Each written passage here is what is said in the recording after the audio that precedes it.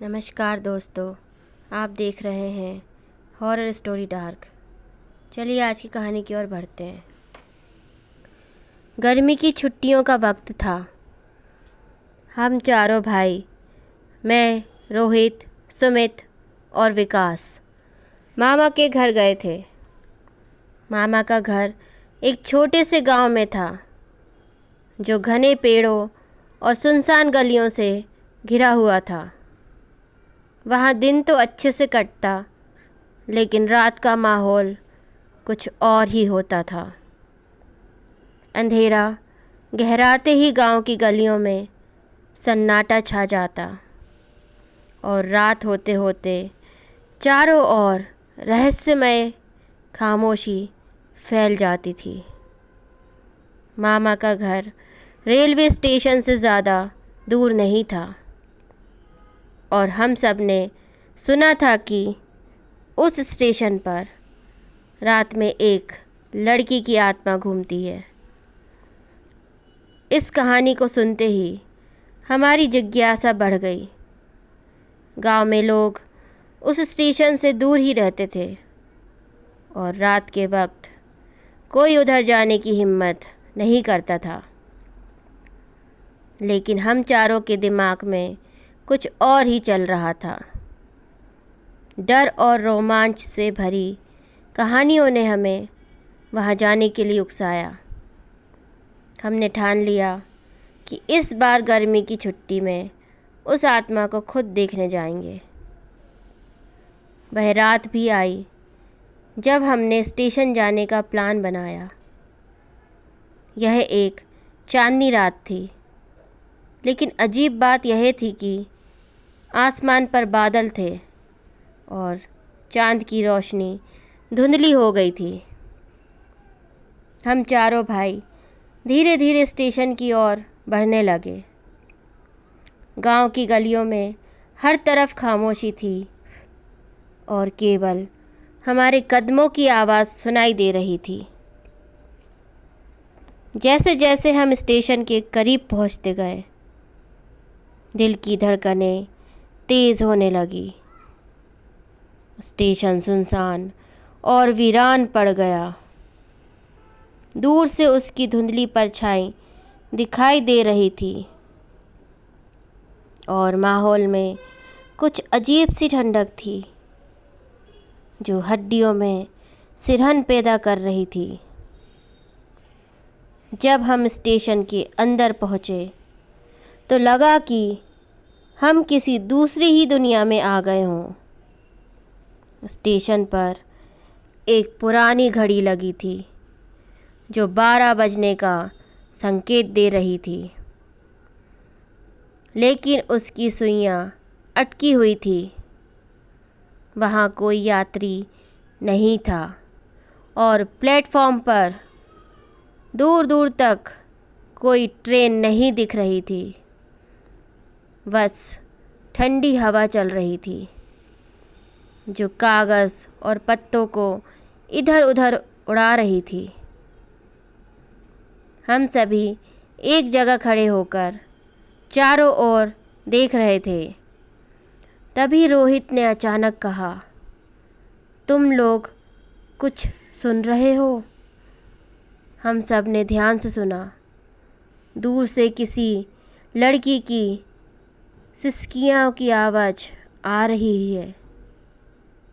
आवाज़ इतनी धीमी थी कि पहले तो हमें लगा शायद कोई भ्रम है, लेकिन धीरे धीरे वह सिसकियाँ साफ सुनाई देने लगी। हमारी सांसें थम गई। आवाज़ स्टेशन के एक कोने से आ रही थी, जो ज़्यादा अंधेरा वाला था। चलो उधर चलते हैं, सुमित ने धीरे से कहा, लेकिन उसकी आवाज़ में डर साफ झलक रहा था। हम चारों धीरे धीरे उस ओर बढ़े। जैसे जैसे हम नज़दीक जाते गए, सिसकियों की आवाज़ तेज़ होती गई और फिर अचानक हमने देखा एक सफ़ेद साड़ी में लिपटी एक लड़की प्लेटफॉर्म के किनारे खड़ी थी।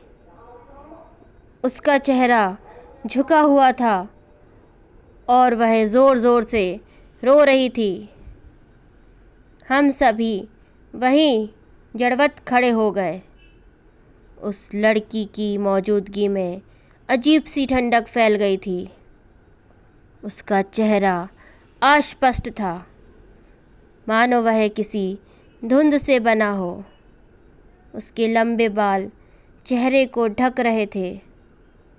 उसने अचानक अपने सिर को उठाया और उसकी आंखें देखकर हमारे रोंगटे खड़े हो गए। वे आंखें लाल थी, मानो आग जल रही हो। वह धीरे धीरे हमारी ओर बढ़ने लगी। हमने पीछे हटना शुरू किया, लेकिन पैर मानो ज़मीन से चिपक गए हों। हम कुछ भी नहीं कर पा रहे थे।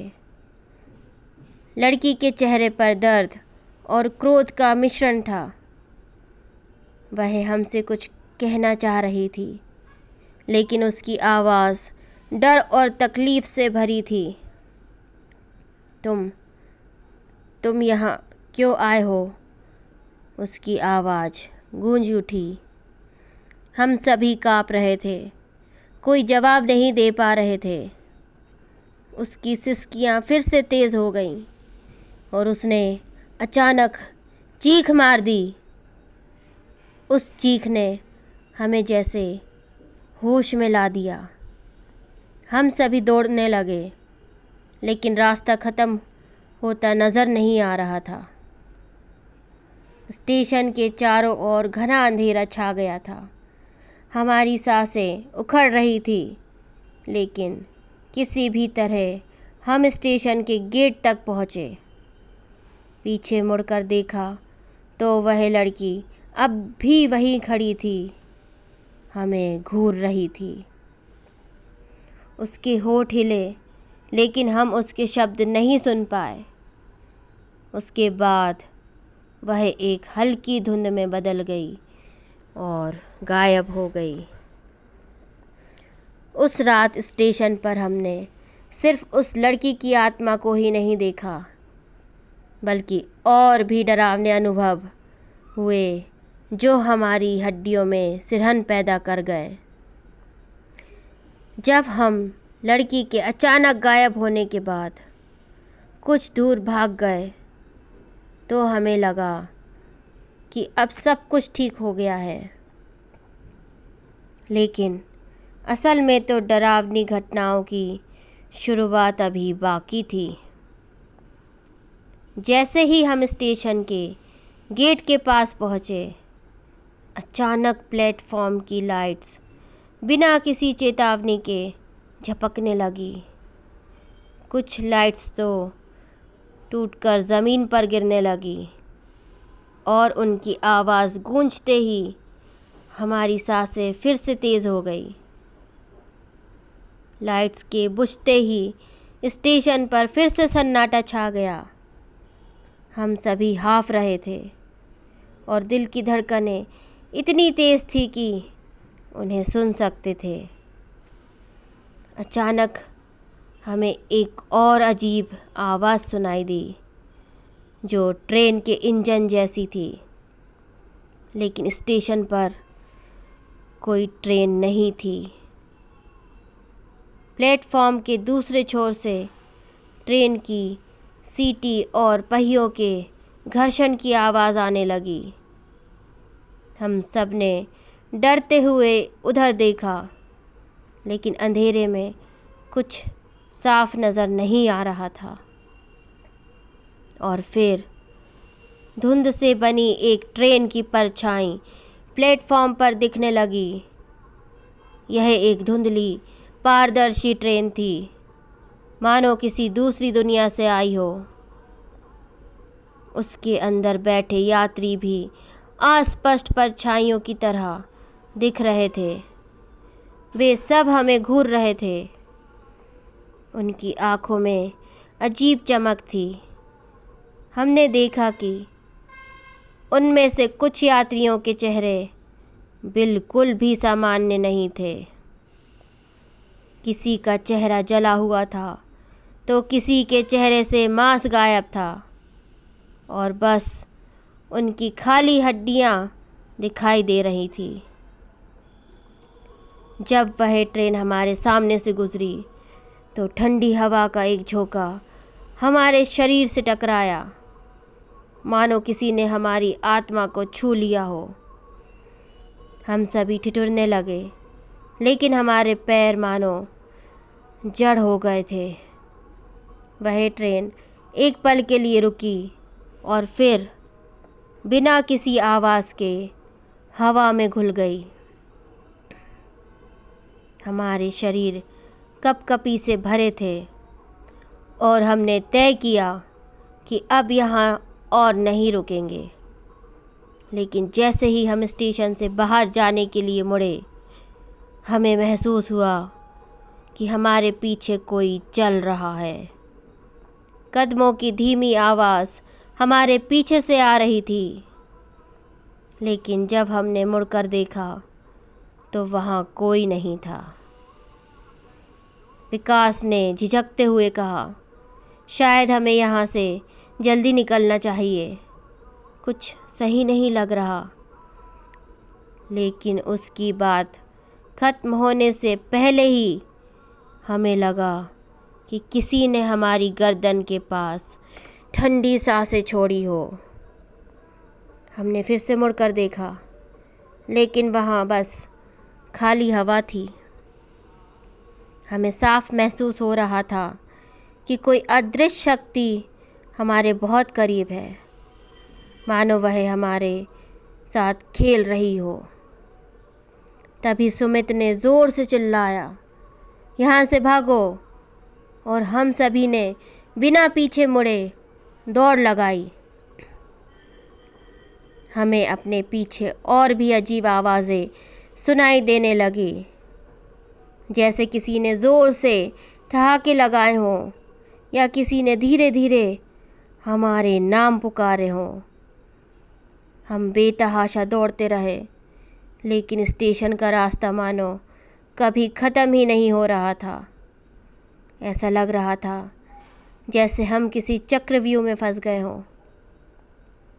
जब हम गेट के पास पहुँचे, तब हमने सोचा कि अब बच गए हैं। लेकिन जैसे ही हमने गेट पार किया, अचानक स्टेशन का पुराना लोहे का गेट ज़ोर से बंद हो गया। गेट की आवाज़ इतनी तेज़ थी, पूरे वातावरण में गूंज उठी और हम वहाँ फंस गए। रोहित ने गेट को ज़ोर से धक्का दिया, लेकिन वह हिल भी नहीं रहा था। तभी अचानक प्लेटफॉर्म के बीचों बीच हमें फिर से वही सफ़ेद साड़ी वाली लड़की दिखी। इस बार उसका चेहरा और भी डरावना था। उसकी आँखों से खून की धाराएं बह रही थी और उसके होठ पर दर्द भरी मुस्कान थी। तभी अचानक प्लेटफॉर्म के बीचों बीच वही लड़की हमारे पास आने लगी। वह धीरे धीरे हमारी ओर बढ़ने लगी और हम सब डर से कांपने लगे। उसकी चाल धीमी थी, लेकिन उसकी आंखें हमें घूर रही थी, जैसे हमारी आत्माओं को चीर रही हो। वह जब हमसे कुछ ही कदम की दूरी पर थी, तभी अचानक एक ज़ोरदार आवाज़ के साथ स्टेशन की सभी लाइट्स बंद हो गई। चारों ओर अंधेरा और सन्नाटा छा गया। जब हमने दोबारा आंखें खोली, तो हम सब बाहर स्टेशन के गेट से दूर पड़े थे। हम समझ नहीं पाए कि यह कैसे हुआ, लेकिन हम किसी तरह वहाँ से बाहर आ चुके थे। हमारी हालत ख़राब थी, शरीर थकान से चूर थे और दिमाग पूरी तरह सुन्न। हम बिना एक शब्द बोले मामा के घर की ओर भागे और घर पहुंचते ही दरवाज़ा बंद कर लिया। उस रात के बाद हम में से कोई भी उस स्टेशन की तरफ जाने की हिम्मत नहीं कर सका। कहानी अच्छी लगी